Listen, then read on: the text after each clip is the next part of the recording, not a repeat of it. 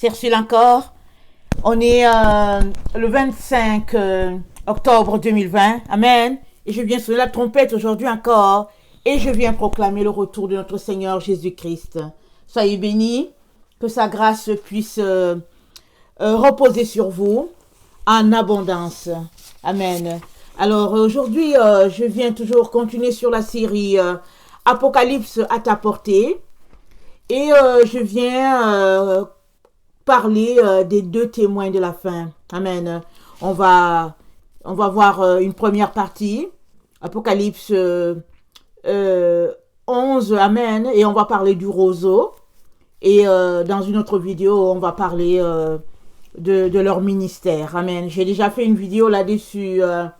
Il y a quand même, en tout cas, chaque année, j'ai fait une vidéo. 2017, 2018, 2019, j'en ai fait.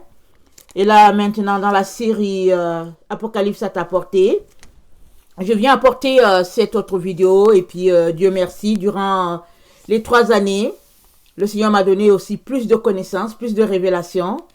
Et je vais vous partager cela. Amen. Et que sa grâce puisse demeurer sur vous afin que vous puissiez aussi être éclairés et puis vous préparer. Amen. Parce que selon les Écritures, on les attend. Amen. On est dans les temps où on devrait les voir. Surtout que les 70 années prophétisées par l'Éternel sont passées. On est à la 71e année. Amen. Cette année, on est dans l'année, je pense dans le calendrier d'Enoch, ça fait l'année 5781. Ça correspond à la 71e année dans notre temps où nous nous trouvons. Alors, il y a 1 an sur les 70 ans. Amen. Ça veut dire que ça ne tardera pas. On ne tardera pas à les voir. Et puis, c'est pas parce que Dieu, au fait, se trompe sur son temps, hein, mais c'est parce qu'il est bon. Il use de bonté, il use de compassion pour nous, pour que nous puissions être prêts. Amen. Et puis, nulle part, ce n'est dit que c'est exactement la 70e année que les choses vont commencer. Mais on sait tout simplement que les 70 ans sont écoulés. Les 70 ans où Israël, au fait, a péché. Israël a refusé d'observer le sabbat. Et Israël s'est retrouvé tout simplement à être déporté, à être retrouvé à Babylone, d'abord la ville. Et aujourd'hui, nous savons que Babylone, c'est tout un système.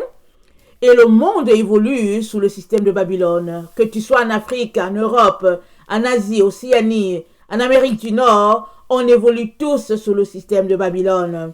Alors, donc, Jésus-Christ vient ravir ses enfants qui sont dans Babylone, c'est-à-dire la terre entière, qui est devenue Babylone, qui est devenue l'Égypte entière, qui est devenue Sodome et Gomorrhe. Amen. On n'a pas besoin de détails pour savoir que c'est tout ce qui se passe sur la terre. Dans certains endroits, c'est beaucoup plus accentué que d'autres, mais toute la terre vit sous le règne de Babylone. Amen. Avec ses religions, ses sectes et tout ce qu'on peut imaginer avec des pratiques nébuleuses sur les enfants. Ça, c'est le système de Babylone. Alors, on attend les deux témoins parce que c'est c'est eux qui vont venir prophétiser. Amen. Au nom de notre Dieu. Et selon la Bible, ils devaient prophétiser les 3 premières années et demie, c'est-à-dire 42 mois. Et la Bible nous dit, et la bête qui sort de l'abîme les tuera. Amen. Et leurs cadavres seront exposés. Alors, ce temps va arriver, ça ne tardera pas. Et nous étudions donc cette partie-là, une partie très très intéressante, parce que ils vivent certainement à quelque part sur cette terre. Amen. Supposons qu'ils vivent quelque part en Asie. Quand ils commenceront là-bas, le temps que l'information vienne jusqu'à nous, il y a des semaines et des mois qui se seront écoulés. Amen.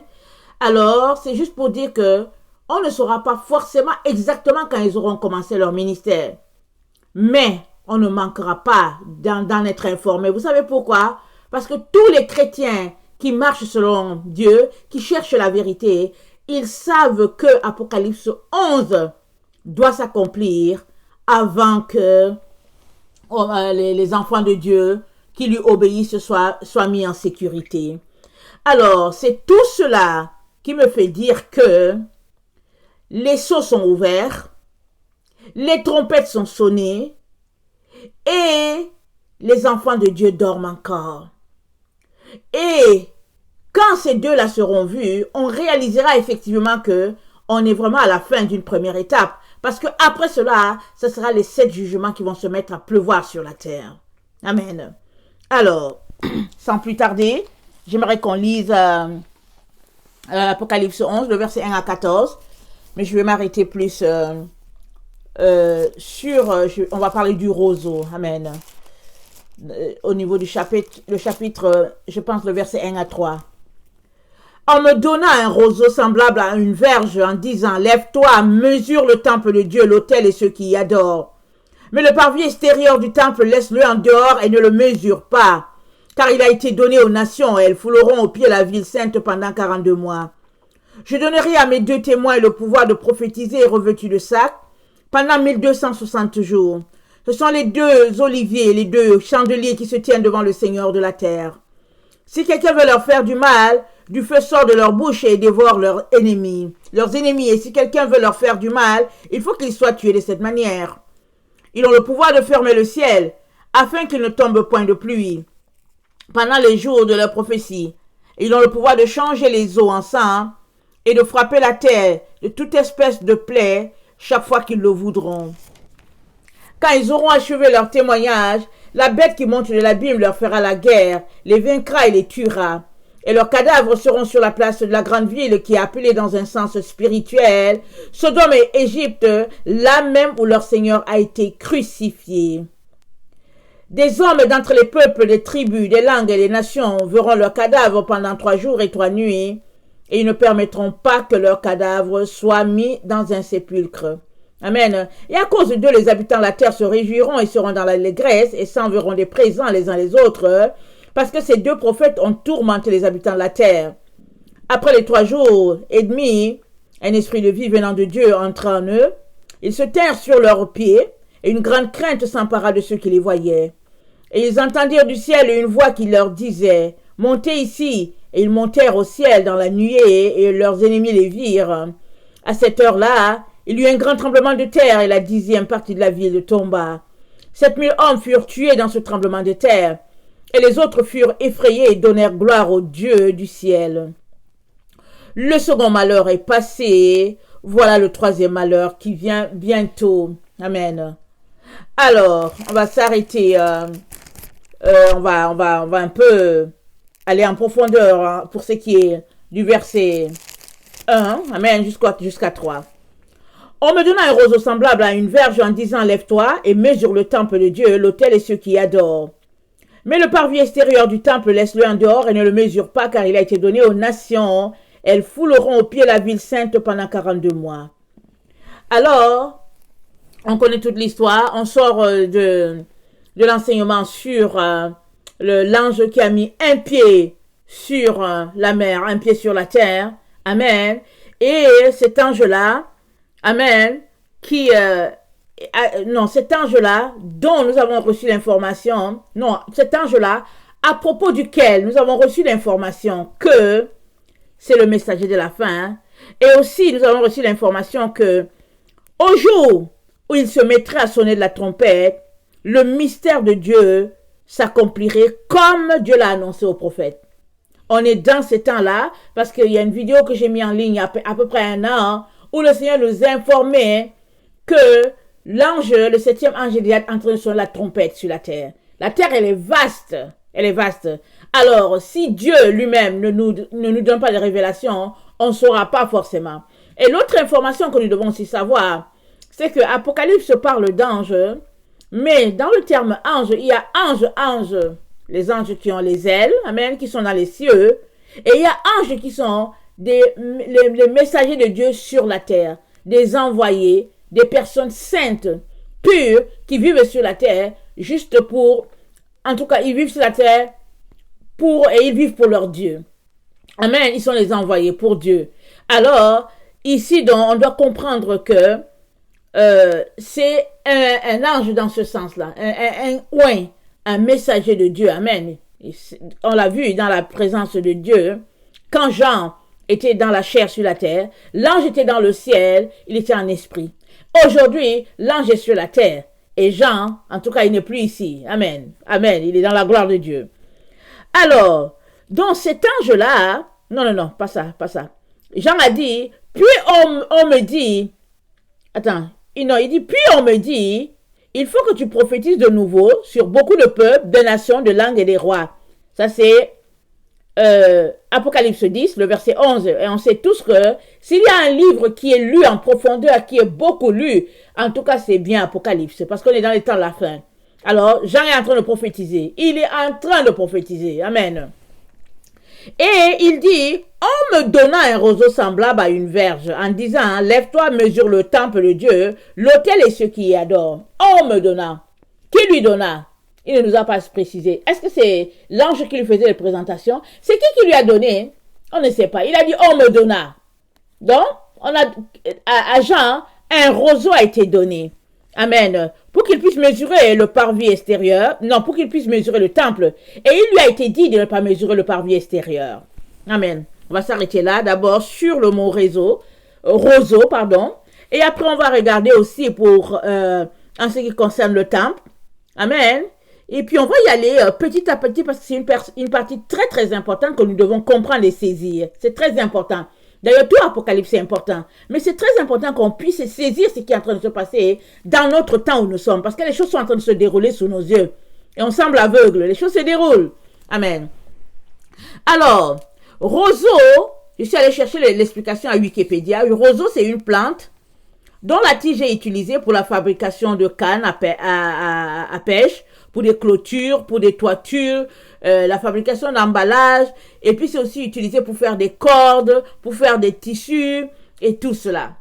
Maintenant, il y a aussi le roseau, il y a différents types de roseaux. Il y a ce type de roseau-là qui est utilisé pour mesurer, et on sait que dans le temps, ou bien dans certaines régions, jusqu'aujourd'hui, je sais que chez moi, d'où je viens, d'où mes parents viennent, ils mesurent avec la corde, parce qu'il n'y a pas de mètre, il n'y a pas ceci. Alors la personne fait une insigne sur cette corde-là qui est faite de roseau, et elle mesure avec ça, et puis tout le monde sait que voilà, c'est la mesure. Amen. Tout le monde voit la mesure, et puis voilà. Les gens ont à peu près une idée de ce qu'est la mesure. Amen. Avec le roseau. Donc, ce roseau-là, qui sert de mètre à mesurer, a été donné à Jean, pour qu'il puisse mesurer le temple de Dieu. Alors, maintenant, il y a, dans les roseaux, il y en a qui sont parfumés, qui sont tellement d'une agréable odeur que, alors, quand tu sens ça, c'est vraiment extraordinaire. Or, nous savons que c'est d'une agréable odeur. Amen. Et dans la région, dans certaines régions, surtout au Moyen-Orient, surtout en Israël d'origine là-bas, il y a des roseaux, puisque le roseau c'est une plante, il y a des roseaux dont des roseaux qui servaient à la fabrication du parfum qui était juste dédié à notre Dieu. Amen. Allons-y lire dans Lévitique. On l'a déjà lu, mais j'aimerais quand même qu'on revienne là-dessus. Parce que Dieu a donné comme consigne à Moïse, il a dit à Moïse, je pense que c'est Exode, il a dit à Moïse, en tout cas ce parfum-là, il n'y a personne qui peut l'utiliser. S'il y a quelqu'un qui utilise la composition du parfum, il sera retranché du temple. Parce que c'est juste destiné à notre Dieu. Alors, je vais... attendez. Il y a une première partie, on a d'abord Exode 40, parlant de Moïse. Alors, c'est dit, le verset 26, il plaça l'autel d'or dans la tente d'assignation devant le voile. Et il fit brûler le parfum odoriférant comme l'Éternel l'avait ordonné à Moïse. Amen. Ça, c'est un premier exemple de ce parfum-là, mais j'aimerais qu'on aille dans la fabrication du parfum. On va aller dans... attendez, je sais que c'est Exode, excusez-moi. J'ai oublié de noter mon passage, mais ce n'est pas long, on va le trouver. Ok, alors c'est Exode 30, et c'est le verset... Attendez... C'est le verset 22. L'Éternel parla à Moïse et dit, prends les meilleurs aromates, 500 cycles de myrrhe, de sel qui coule d'elle-même, la moitié soit 250 cycles de cinnamome aromatique, 250 cycles de roseau aromatique, vous avez entendu le roseau, 500 cycles de casses, selon le cycle de sanctuaire, et un d'huile d'olive. Tu feras avec cela une huile pour l'onction sainte, composition de parfum, selon l'art du parfumier. Ce sera l'huile pour l'onction sainte. Tu anoindras la tente d'assignation et l'arche de témoignage, la table et tous les ustensiles, le chandelier et ses ustensiles, l'autel des parfums, l'autel des holocaustes et tous ses ustensiles, la cuve avec sa base, et tu sanctifieras ces choses, et elles seront très saintes. Tout ce qui les touchera sera sanctifié. Tu oindras Aaron et ses fils, et tu les sanctifieras pour qu'ils soient à mon service dans le sacerdoce. Tu parleras aux enfants d'Israël et tu diras, ce sera pour moi l'huile de l'onction sainte parmi vos descendants. On n'en répandra point sur le corps d'un homme, et vous n'en ferez point de semblable dans les mêmes proportions. Elle est sainte, et vous la garderez comme sainte. Quiconque en composera de semblable en mettra sur un étranger sera retranché de son peuple. L'Éternel dit à Moïse, prends des aromates, du stacté, de l'ongle odorant, du galbanum et de l'encens pur en partie égale. Tu feras avec cela un parfum composé selon l'art du parfumeur. Il sera salé, pur et sain.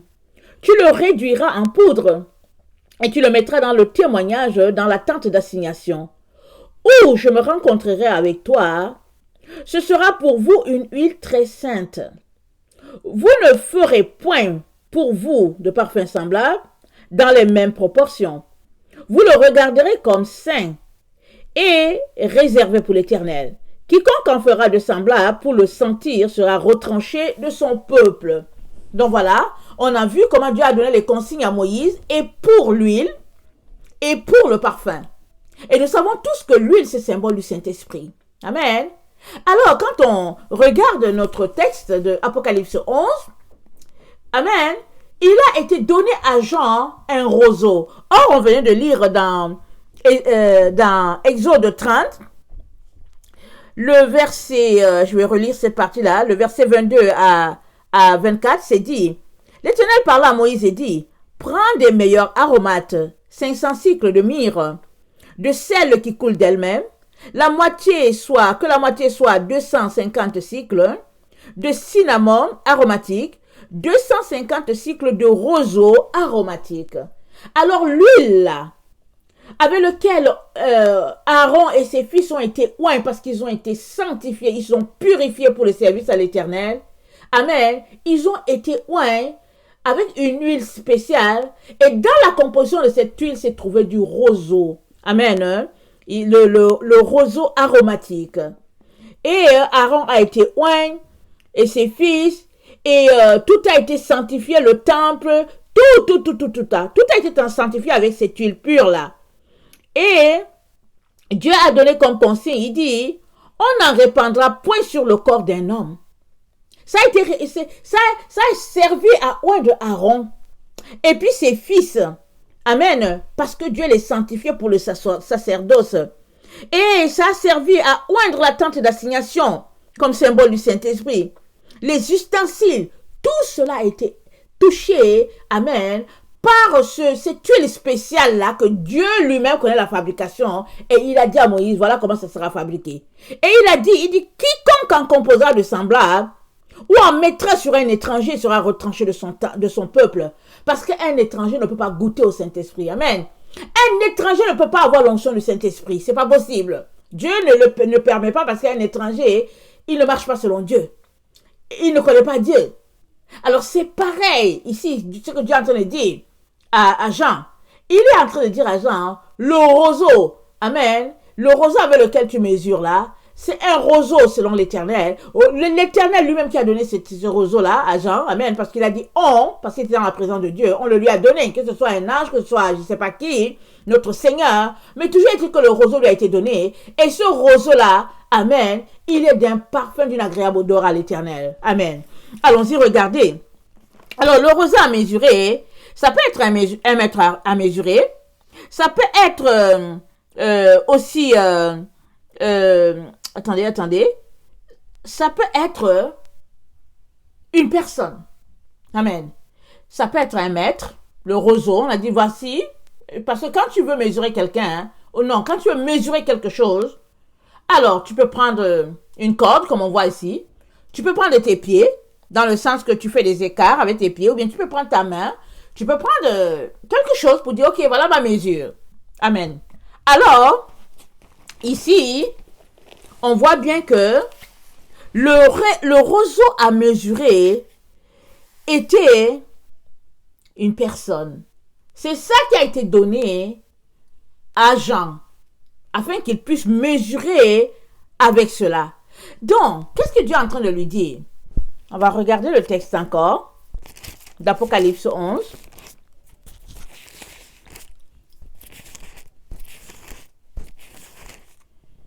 On me donna un roseau semblable à une verge. Semblable à une verge. Amen. En disant, lève-toi et mesure le temple de Dieu, l'autel et ceux qui y adorent. Alors, la verge aussi, c'était une mesure. Amen. C'était un instrument de mesure. Alors, le roseau, il ressemblait à une verge. Et puis, c'était avec ça que Jean devait mesurer. Amen. Et, qu'est-ce que Dieu est en train de lui dire? Il était en train de lui dire que, puisqu'on sait que, du moment où Jean a reçu la révélation, il était sur la terre. Mais l'ange qui devait venir après lui n'était pas sur la terre. Alors, derrière cette consigne-là à Jean, le Seigneur est en train de lui dire, Jean, tu dois prêcher la parole parce qu'on lui a dit, lisons, rappelons-nous, Apocalypse 10, le verset 11, il lui a été dit, tu dois encore prophétiser à plusieurs nations. Tu dois prophétiser encore. Donc, juste après cette parole, on lui donne le roseau à mesurer. Question de lui dire que, Jean, puisque tu dois encore prophétiser, tu dois t'organiser pour que ta prophétie là, ça soit du type du roseau là qui est là. Parce que tu dois prophétiser, tu dois enseigner, tu dois apporter la parole de telle sorte que, quand tu auras le roseau à mesurer là, quand ce sera prêt là, il sera de cette forme-là qu'on t'a donné. Amen. Et ça, ce roseau-là ne peut être conforme à ce que Dieu a montré à Jean, ce que Dieu lui a donné, que si Jean prêchait correctement, normalement, comme on lui a donné. Amen. Donc, il était de la responsabilité de Jean de prêcher jusqu'à ce que le roseau soit conforme à ce que Dieu voulait. Alors, Jean a avalé le livre. Amen, il l'a avalé. C'était doux, c'était agréable. Mais quand c'est venu à ses entrailles, c'était difficile. C'était l'amertume, c'était la souffrance parce que pour que tu puisses parvenir à livrer la parole de Dieu parfaitement, tu vas souffrir. Tu vas souffrir parce que les autres qui ne veulent pas entendre, on va te mettre en prison, on va te traiter de tous les mots, on va te mépriser. Ça fait partie. Si tu es un enfant de Dieu, si tu es un serviteur de Dieu, que tout le monde t'aime, pose-toi des questions. Pose-toi des questions sur toi. Parce que si tu prêches la parole, si tu marches selon la vérité, les seuls qui vont t'aimer, c'est ceux-là vraiment qui marchent avec Dieu. Vraiment. Sinon, tous les autres vont te détester. Même ceux-là qui disent qu'ils sont enfants de Dieu, ils vont te mépriser. Parce qu'en eux, il y a quelque chose de l'ennemi qui fait que ils ne t'acceptent pas. Alors, Jean nous dit comment c'était amer. Il vivait de l'amertume. Quand c'est arrivé au niveau de son ventre, c'est difficile. Mais ça fait partie de ce par quoi il devait passer pour que le roseau à mesurer soit conforme à ce que Dieu voulait. Amen. Parce que le parvis extérieur doit être laissé. Alors si le roseau n'est pas conforme, amen, il pourrait être retrouvé, par exemple, à mesurer aussi le parvis extérieur. Mais pour que le parvis extérieur ne soit pas compté, Dieu est en train de donner une information importante ici. Il est en train de dire que le parvis extérieur n'était pas conforme. Il ne faisait pas l'affaire. Amen. Allons-y lire Zacharie 2, le verset 1. Je levai les yeux et je regardais, et voici, il y avait un homme tenant dans la main un cordeau pour mesurer. Je dis, où vas-tu? Et il me dit, je vais mesurer Jérusalem pour voir de quelle largeur et de quelle longueur elle doit être. Et voici, l'ange qui parlait avec moi s'avança et un autre ange vint à sa rencontre. Il lui dit, cours, parle à ce jeune homme et dis, Jérusalem sera une ville ouverte à cause de la multitude d'hommes et de bêtes qui seront au milieu d'elle. Je serai pour elle, dit l'Éternel, une muraille, du feu tout autour, et je serai sa gloire au milieu d'elle. Amen. On sait tous qu'ici, là, quand on lit ça, on voit que c'est Jérusalem céleste, la nouvelle Jérusalem. Amen. Qui descendra du ciel. Parce que Jérusalem, du temps de Jésus et tout ça, c'était couvert. Il y avait une entrée, il y avait une porte, rappelons-nous. Jésus a dit, il est plus facile pour un chameau de passer par le trou d'une aiguille que pour un riche d'être sauvé. Il avait dit ça. Pourquoi? Parce que le trou d'aiguille, c'était une porte, une porte appelée trou de l'aiguille. Alors, quand les gens revenaient, s'ils étaient à l'extérieur et qu'ils devaient rentrer, que la porte était déjà fermée, alors il fallait décharger le chameau, amen, par une petite porte, le pousser pour qu'il entre, et après le recharger de l'autre côté, parce que, vous savez, c'était des forteresses, parce qu'ils étaient attaqués, ils pouvaient être attaqués. Alors, il y avait toujours une clôture qui délimitait la ville et puis le pays. Amen. Alors, ça, c'était du temps, du temps ancien. Amen. Et même aujourd'hui, dans un pays, il y a toujours des gardes côtiers, il y a toujours des gens il y a des militaires qui sont là au niveau des frontières. Mais ici, Dieu donne l'information. Il nous donne l'information. Il dit que Jérusalem, ça sera ouvert. Et puis, et l'Éternel lui-même, il sera sa muraille. Et quand on lit comment la nouvelle Jérusalem est, Apocalypse 21, on sait tous que, on voit que ça fait connexion à ce qu'on est en train de lire ici.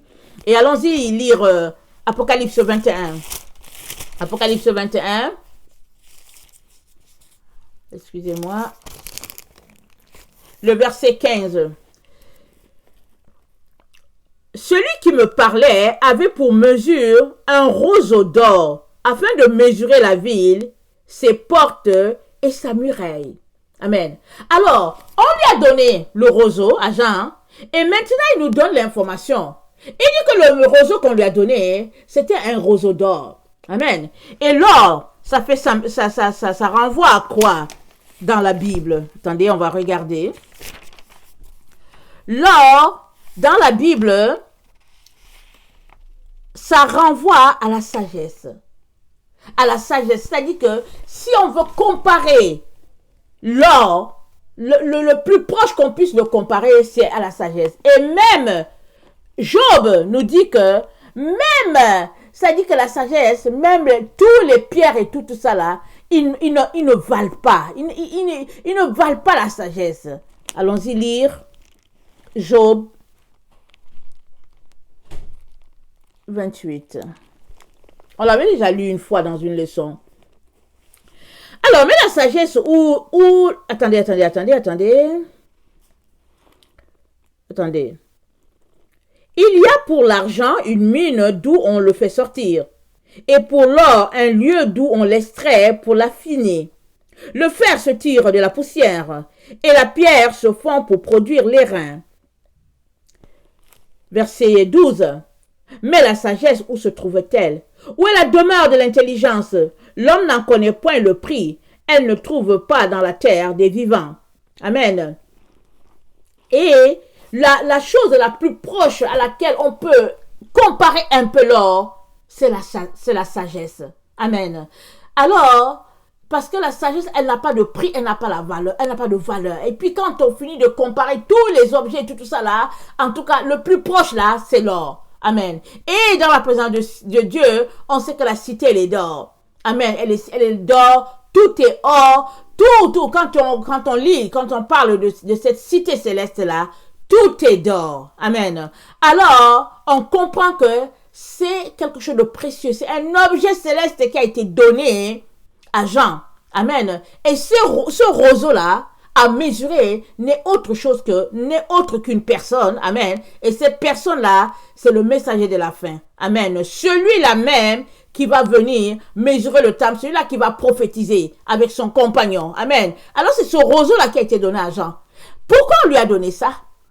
Pourquoi c'est à Jean que ça a été donné? Oui, c'est la personne qui nous a apporté la prophétie, mais c'était surtout, comme je vous ai dit, pour que Jean sache que la parole qu'il doit apporter à l'humanité, les prophéties qu'il doit apporter, doivent être telles que le roseau là, à la fin là, quand il sera prêt pour mesurer le temple là, et le parvis intérieur et le parvis extérieur, que ce roseau là soit du type d'or. Amen. Qu'il soit nickel, qu'il soit propre, qu'il soit prêt à être mesuré. Parce que le roseau c'est une personne. Amen.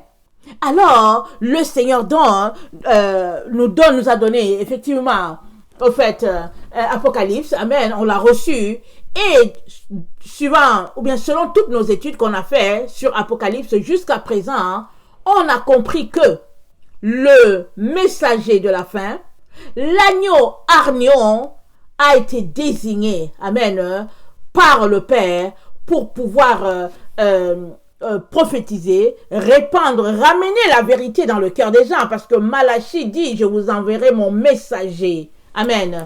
Et le roseau d'Ordon, c'est cette personne-là. Amen. Donc, je vais lire Malachie, on va finir avec ça, et on va voir une autre seconde partie sur le temple, parce que je préfère faire des petits bouts comme ça sur Apocalypse 11, comme ça on va bien le comprendre, on va bien le saisir, et puis on ne sera plus perdu, amen, et on va s'apprêter, parce qu'on est dans le temps où on doit s'apprêter, on n'a pas le choix, afin de ne pas tomber entre les mains de l'Antichrist, amen. Malachie 3, voici j'enverrai mon messager, il préparera le chemin devant moi, et soudain entrera dans son temple le Seigneur que vous cherchez, et le messager de l'alliance que vous désirez, voici il vient, dit l'Éternel des armées, qui pourra soutenir le jour de sa venue, qui restera debout quand il paraîtra, car il sera comme le feu du fondeur, comme la potasse des foulons. Il s'assira, fondra et purifiera l'argent. Il purifiera les fils de Lévi. Il les épurera comme on épure l'or et l'argent. Et ils présenteront à l'Éternel des offrandes avec justice. Alors l'offrande de Juda et de Jérusalem sera agréable à l'Éternel, comme aux anciens jours, comme aux années d'autrefois. Je m'approcherai de vous pour le jugement, et je me hâterai de témoigner contre les enchanteurs et les adultères, contre ceux qui jurent faussement, contre ceux qui retiennent le salaire du mercenaire, qui oppriment la veuve et l'orphelin, qui font tort à l'étranger, et ne me craignent pas, dit l'Éternel des armées, car je suis l'Éternel, je ne change pas. Et vous, enfants de Jacob, vous n'avez pas été consumés. Amen. Verset 3. Il s'assira, fondra et purifiera l'argent. Il purifiera les fils de Lévi. Il les épurera comme on épure l'or et l'argent. Parce que lui-même, on vient de voir, il est d'or ce roseau-là. Aux yeux de Dieu, ce roseau-là est d'or. Alors, il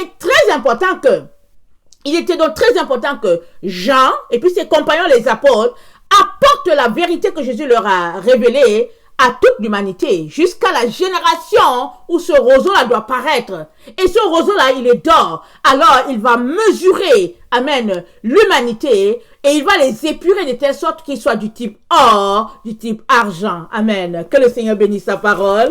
Voilà, je vous aime beaucoup. Et Dieu, davantage. Soyez bénis. Je vous reprends à l'autre vidéo. Amen. Maranatha, Jésus revient. Amen.